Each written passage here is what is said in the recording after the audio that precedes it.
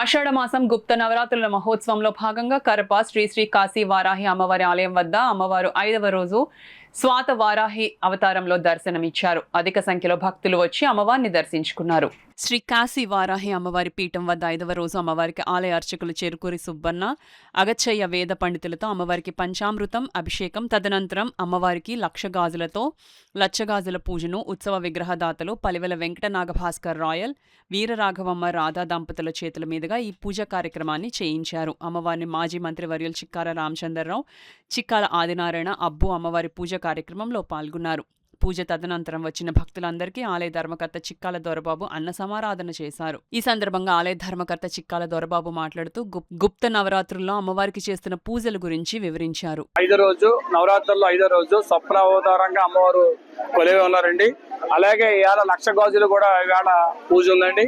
ప్రతిరోజు 9 రోజులు కూడా పంచామృతులు అభిషేకం ఉందండి. అలాగే అయిపోయిన తర్వాత పూజ అంతా అయిపోయిన భోజనాలు కూడా ఎంతమంది వచ్చి పెడుతున్నామండి. చూడండి ఎంత బాగా జరుగుతున్నది. నిన్న వర్షం కొట్టింది, భోజన టైం ఆగిపోయింది. ఈవేళ కూడా వాతావరణం చక్కగా ఉంది.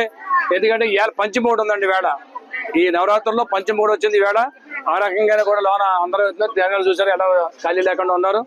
ఏదైనా సరే మానవ జీవితంలో మంచి చేత మంచి, చెడు చేత చేత అన్నట్టుగా ఈ మంచి ఉద్దేశంతో కట్టాం. అందుకని అమ్మవారు ఎంతమంది జనం తప్పించుకున్న దాంట్లో మా కృప లేదు, అంతా అమ్మవారే కృప తప్ప దాంట్లో రెండో లేదు. అందరికీ నమస్కారం.